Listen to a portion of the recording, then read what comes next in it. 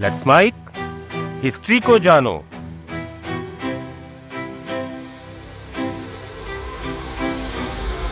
क्या आपने कभी सोचा है कि मुगल बादशाहों के नाम सिर्फ उनकी पहचान नहीं बल्कि उनके व्यक्तित्व और उनके शासन को भी दिखाता था। सोचिए कि बाबर जो हिंदुस्तान आया था उसका मतलब होता है शेर, और इतिहास गवाह है कि बाबर एक निडर योद्धा था जिसने समरकंद से लेकर हिंदुस्तान तक कई लड़ाइयां लड़ी और हार नहीं मानी। पानीपत की लड़ाई जीतकर मुगल बादशाहत की उसने नींव रखी। वहीं अकबर जिसका मतलब होता है महान, उसे इतिहासकारों ने भी महान मुगल शासकों की कैटेगरी में रखा क्योंकि उसके काल में ही मुगल साम्राज्य को स्थिरता मिली थी। लेकिन क्या सचमुच हर मुगल बादशाह का कैरेक्टर उसके अपने नाम के ही हिसाब से था, या फिर कुछ ऐसे भी मुगल बादशाह थे जो ऊंची दुकान और फीके पकवान के सिवा कुछ भी नहीं थे? क्या सचमुच जहांगीर दुनिया को जीतने वाला राजा था, या फिर शाह आलम वास्तव में संसार का शासक था? इस वीडियो में हम बाबर से लेकर बहादुर शाह जफर तक हर मुगल बादशाह के नाम के पीछे छिपे एक गहरे मतलब को समझेंगे। साथ ही ये भी जानेंगे कि कौन सा मुगल बादशाह अपने नाम के कितना करीब है और कितने उल्टे पांव है। दोस्तों, मुगल बादशाहों की ये नाम सिर्फ उनकी पहचान भर नहीं थे, बल्कि इनमें उनके शासन की कहानी, उनके बड़े बड़े सपने और साथ में उनके पतन की झलक भी छिपी थी। अब अगर आप ये जानना चाहते हैं कि औरंगजेब के नाम का मतलब क्या था, या फिर उसके बाद के मुगल बादशाहों का मतलब क्या था उनके नाम का, तो इस वीडियो को आखिर तक जरूर देखिएगा, क्योंकि अपना इतिहास नहीं जानोगे तो खुद को कैसे पहचानेंगे। अगर आप स्विगी से ऑर्डर करते हो और पैसे बचाना चाहते हैं तो आप एक्सिस बैंक के माई जोन क्रेडिट कार्ड को अप्लाई कर सकते हैं। ये credit card life time free है और इसके साथ कई सारे ऑफर्स भी हैं। लिंक डिस्क्रिप्शन में है, चेकआउट करना मत भूलिएगा। शुरुआत करें तो सबसे पहले नाम आता है बाबर का, जिन्होंने फरगना से निकलकर काबुल से होते हुए भारत पर आक्रमण किया था। बाबर का पूरा नाम था जहीरुद्दीन मोहम्मद बाबर। बाबर के नाम के बारे में उनके चचेरे भाई मोहम्मद हैदर ने लिखा है कि उस समय चगताई लोग असभ्य और असंस्कृत थे। उन्हें जहीरुद्दीन मोहम्मद का उच्चारण कठिन लगता था, इस कारण उन्होंने उनका नाम बाबर रख दिया। बाबर शब्द असल में टर्की भाषा का शब्द है जिसका मतलब होता है शेर या फिर बाघ। जाहिर है कि बाबर को फरगना का बाघ बनना था। सिर्फ 12 साल की उम्र में उसे फरगना का शासक बनाया भी गया, लेकिन छोटी उम्र का फायदा उठाकर उसके अपने रिश्तेदारों ने बाबर को सत्ता से बेदखल कर दिया। हालांकि अपने नाम की तरह ही बाबर हिम्मती और शानदार योद्धा था। उसने कई बार कोशिश की अपने राज्य को वापस पाने की, लेकिन जब उसे कामयाबी नहीं मिली तो वो फिर भारत की ओर मुड़ा। भारत में उसके 3 बड़े दुश्मन थे। पहला इब्राहिम लोदी, जिसके खिलाफ लड़ने के लिए उसे बुलाया गया था। दूसरे थे अफगान और तीसरे राजपूत। बाबर ने तीनों को एक एक करके अपने रास्ते से हटाया और साल 1526 में पानीपत की जंग जीतकर दिल्ली में मुगल सल्तनत की स्थापना की। इस तरह से उसने हमेशा लड़ते हुए अपनी जिंदगी बिताई। जंग को जीतने के लिए जरूरी हर काम किए, जैसे कि खानवा की लड़ाई में राणा सांगा को हराने के लिए उसने शराब की बोतलें तोड़ दी। हालांकि यह काम उसके सैनिकों का हौसला बढ़ाने के लिए किया गया था, जिसका उसे फायदा भी मिला। इस तरह बाबर ने तो अपने नाम का मतलब सिद्ध कर दिया, लेकिन क्या उसके बेटे हुमायूं ने अपने नाम का मतलब साबित किया था? साल 1530 में अगला मुगल बादशाह बनता है हुमायूं। हुमायूं का मतलब होता है भाग्यशाली या फिर खुशकिस्मत। लेकिन हुमायूं की दोस्तों कहानी बिल्कुल भी ऐसी नहीं थी। उसकी कहानी में जितनी मनहूसियत थी उतनी शायद ही किसी बादशाह की कहानी में होगी। हुमायूं जब बादशाह बने तो उनके सामने हिंदुस्तान के सबसे महान शासक खड़े थे। नाम था शेर शाह सूरी। 1530 में गद्दी संभालने वाले हुमायूं ने 1556 तक बादशाह की गद्दी संभाली, लेकिन इस दौरान वो ज्यादातर टाइम दिल्ली या आगरा में टिक ही नहीं सका। शेर शाह सूरी ने चौसा के युद्ध में हुमायूं को बुरी तरह से पराजित किया, जिसके चलते हुमायूं को परिवार सहित भागना पड़ा। हुमायूं ने असल में अपने भाइयों के बीच में ही मुगल सल्तनत का बंटवारा कर लिया था, इसलिए वो काफी कमजोर पड़ गया। जब तक शेर शाह सूरी जिंदा रहे, दिल्ली हुमायूं की पहुंच से दूर रही। फिर 1545 में शेर शाह सूरी की मृत्यु के बाद हुमायूं ने दोबारा अपनी ताकत जुटाई और करीब 10 साल के स्ट्रगल के बाद 1555 में वो दिल्ली को हासिल करने में कामयाब हुआ। लेकिन दोस्तों, हुमायूं के बस नाम में खुशकिस्मत लिखा था, असल में वो बहुत बदकिस्मत था, क्योंकि सत्ता मिलने के बाद वो ढंग से 1 साल भी बादशाह नहीं रहा। साल 1555 में ही लाइब्रेरी से उतरते वक्त सीढ़ियों से लड़खड़ाने की वजह से उसकी मृत्यु हो गई। हुमायूं के बारे में कहा जाता है कि उसने जो भी फैसले किए वो ज्यादातर गलत साबित हुए। और हालात ये बने कि गद्दी अफगानों को सौंपनी पड़ी। हालांकि हुमायूं ने अपने बेटे का नाम जो अकबर रखा था, वो नाम रखने में शायद उसने कोई गलती नहीं की थी। हुमायूं की मृत्यु के बाद उनका बेटा अकबर बादशाह बना। अकबर सिर्फ 14 साल की उम्र में बादशाह बना था और उसने 35 सालों तक मुगल गद्दी को संभाला था। इस दौरान उसने अपने नाम को साकार भी किया। अकबर का पूरा नाम था जलालुद्दीन मोहम्मद अकबर। अकबर का मतलब होता है महान। अब आप में से कई लोग हो सकता है कि अकबर को महान ना माने, लेकिन इस बात से बिल्कुल भी इनकार नहीं किया जा सकता कि अकबर ने छोटी सी उम्र से ही जो काम किए वो काफी बड़े थे। पानीपत की दूसरी लड़ाई को जीतकर उसने दिल्ली को हेमू से वापस ले लिया। इसके बाद उसने खुद को अपनी धायमा, महामंगा और संरक्षक बैरम खान की कठपुतली नहीं बनने दिया। फिर अकबर ने अपने दादा और हुमायूं की परंपरा को मजबूत करते हुए राजपूत नीति अपनाई। इस नीति के तहत अकबर ने राजपूतों को मैरिज अलायंस के थ्रू अपनी ओर किया। फिर उसने धर्म के स्तर पर भेदभाव को कम करने के लिए इबादत खाना बनाए, जहां सभी धर्मों के बीच डिबेट कराई जाती थी। इससे उस दौर में धार्मिक सौहार्द बढ़ा। ठीक ऐसे ही अपने प्रशासनिक सुधारों के चलते उसने मुगल साम्राज्य की नींव को और भी ज्यादा मजबूत कर दिया। शहरों के विकास से लेकर मनसबदारी और जागीरदारी की व्यवस्था को मजबूत करके अकबर ने वो रास्ता तैयार किया जिसके बलबूते मुगल लंबे समय तक रूल करने में कामयाब हो पाए। अकबर के काल में मुगल साम्राज्य की सीमाएं हिंदुस्तान के बड़े हिस्से में फैल गई थी। इसलिए भले ही लोग अकबर को महान ना माने, लेकिन अकबर के इन कामों के चलते अकबर को एक महान बादशाह की संज्ञा कई इतिहासकार देते हैं। आप अपनी राय कमेंट में बताइएगा कि आपको क्या लगता है। फिलहाल आगे बढ़ते हैं। 1605 में अकबर की मृत्यु हुई, जिसके बाद बादशाह बने जहांगीर। जहांगीर को माना जाता है कला का संरक्षक के तौर पर। साल 1605 से लेकर 1628 तक जहांगीर ने रूल किया था। जहांगीर का नाम फारसी भाषा से आया है, जिसमें जहां का अर्थ है दुनिया और गीर का अर्थ है पकड़ने वाला या विजेता। यानी जहांगीर का मतलब हुआ दुनिया को जीतने वाला या संसार पर शासन करने वाला। अब अगर उनके कामों को देखें तो जहांगीर ने मुगल साम्राज्य को भले ही स्थिर बनाए रखा और अपने पिता अकबर की नीतियों को आगे बढ़ाया, लेकिन जहांगीर अपने पिता की तरह कोई बहुत बड़े विजेता नहीं थे। यहां तक कि आपको जानकर हैरानी होगी कि जहांगीर को एक वक्त था जब अकबर बादशाह बनाना भी नहीं चाहते थे। अकबर के बाकी सभी बेटों की मृत्यु हो गई थी और जहांगीर बहुत ज्यादा नशे में डूबे रहते थे। इसलिए अकबर को लगता था कि साम्राज्य की जिम्मेदारी को संभालने के लायक जहांगीर है ही नहीं।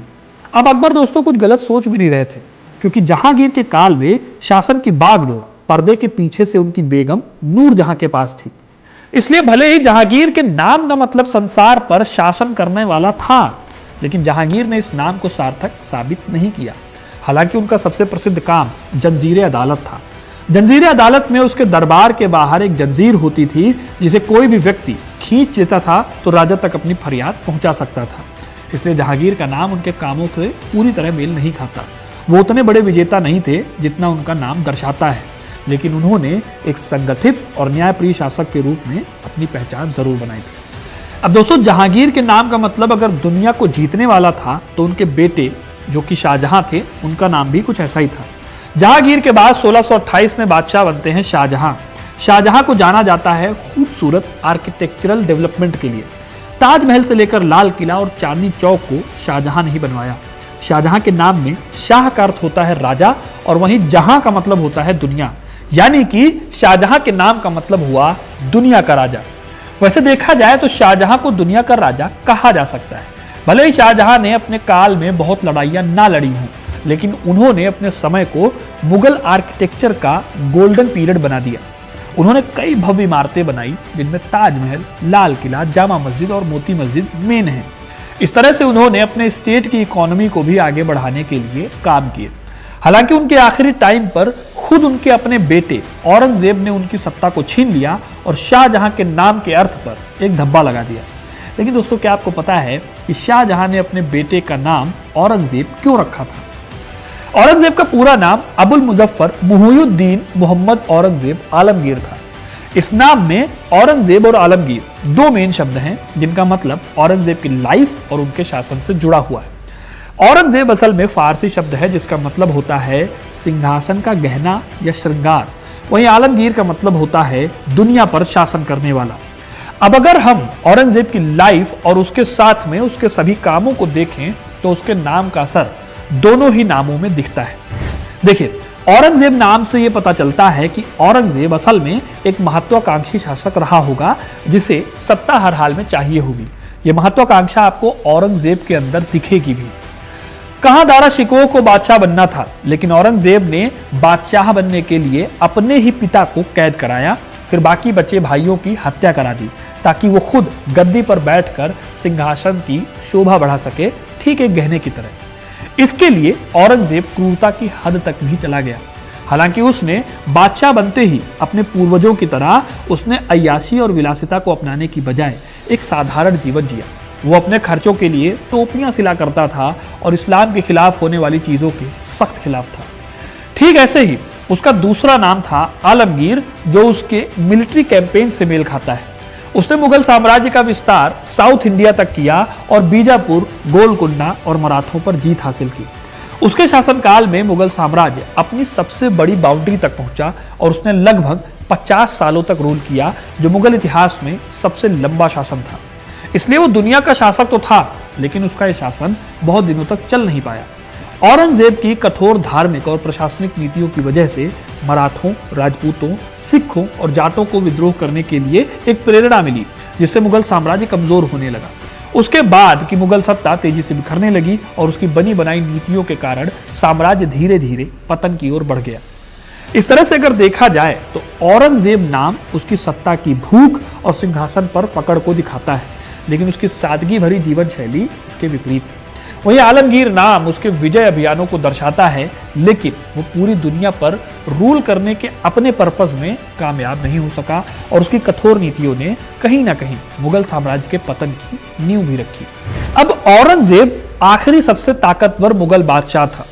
उसके बाद के जो भी बादशाह आए वो उनके अपने नाम पर उनका मजाक ही उड़ाते आपको नजर आएंगे। जैसे 1707 में औरंगजेब की मृत्यु के बाद बादशाह बने बहादुर शाह प्रथम।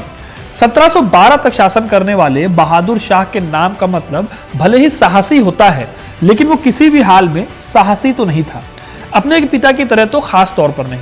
औरंगजेब की मृत्यु के बाद बहादुर शाह ने सत्ता के लिए युद्ध किया, लेकिन वो बहादुरी से नहीं लड़ा, बल्कि उसने धोखा देकर और घात लगाकर युद्धों को जीता। इस युद्ध में उसकी बहादुरी का सबूत नहीं मिलता।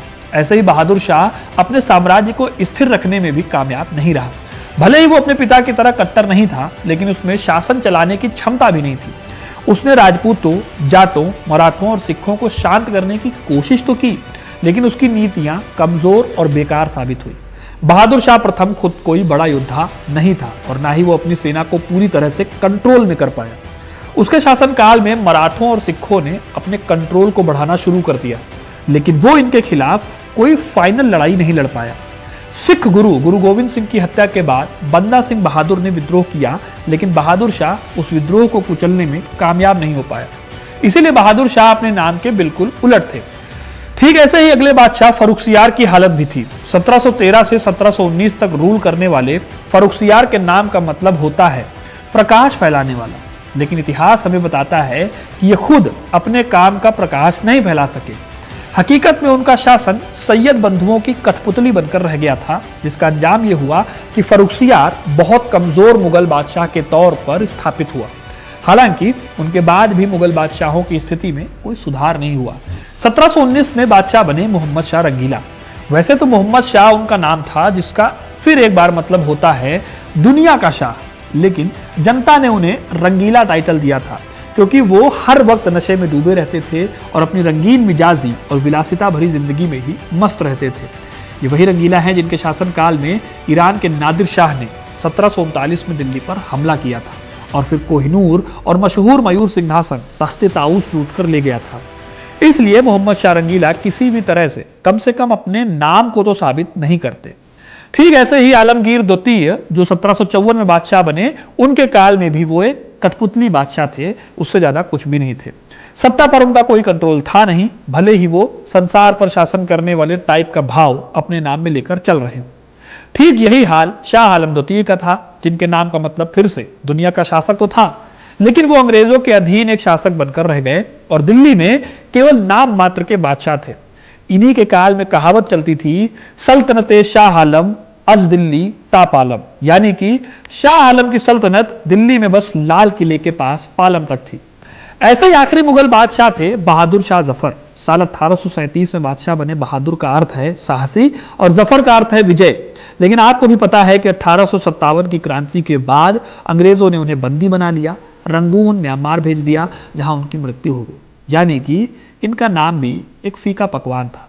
इस तरह दोस्तों मुगल बादशाहों के नाम उनकी शक्ति, उनके सपने और उनकी विरासत को दर्शाते हैं। कुछ के नाम उनके व्यक्तित्व से मेल खाते थे तो कुछ के नाम उनकी हकीकत से बिल्कुल उलट थे। इतिहास गवाह है कि इन नामों ने भारतीय उपमहाद्वीप की राजनीति, संस्कृति और समाज पर अपनी ऐसी छाप छोड़ी है जो आज तक दिखती है। अब आप कमेंट करके बताइए कि आपके हिसाब से किस बादशाह का नाम उसके काम से बिल्कुल करीब बैठता है। अपनी राय कमेंट में जरूर बताइएगा। वीडियो को लाइक और शेयर करना ना भूलें और ऐसी इंटरेस्टिंग कहानियों के लिए, इतिहास से जुड़े रहने के लिए हिस्ट्री कनेक्ट को सब्सक्राइब जरूर करें। धन्यवाद।